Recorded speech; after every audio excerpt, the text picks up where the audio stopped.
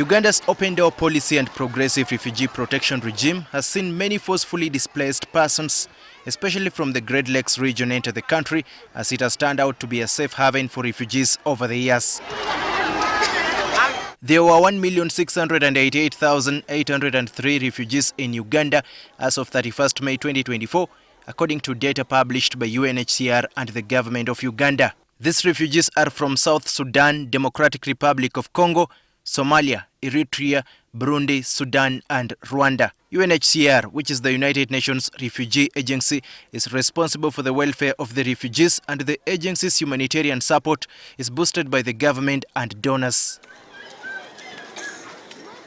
However, UNHCR Uganda is facing funding crisis, with donations consistently dwindling since 2018 to date.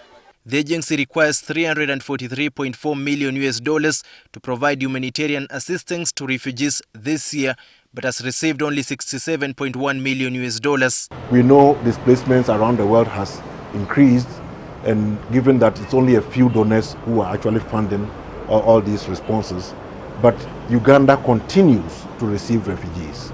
Uganda should not be seen as a country with a protracted refugee situation, because there's that temptation for people to think that way. Since Uganda has been hosting refugees here for a very long time, there's that temptation. Inadequate funding means that UNHCR will decrease its humanitarian assistance, and refugees may have to find alternative ways to sustain themselves.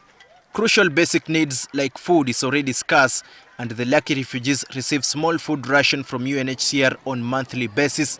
Only two categories of refugees benefit from food assistance: the highly vulnerable refugee households and the vulnerable households. At the moment, refugees who are categorized under highly vulnerable households receive 7.6 kilograms of cereals, 1.8 kilograms of pulses, 0.5 kilograms of salt, and 0.5 liters of vegetable oil per person per month.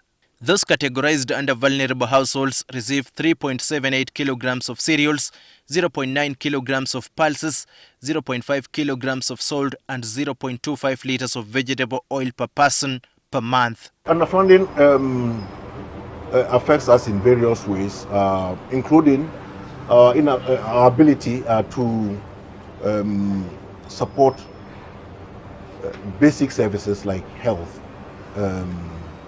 education, provision of water and sanitation, response to victims of sexual and gender-based violence. For instance, this year alone, because of shortage of funds, we have had to lay off more than 700 healthcare workers, which would have an effect on the delivery of health to refugees. Uganda Country Refugee Response Plan has 279 partners in total, both local and international. UNHCR Uganda relies on these partners to provide humanitarian support to the refugees. Daniel Kibet, NTV, Weekend Edition.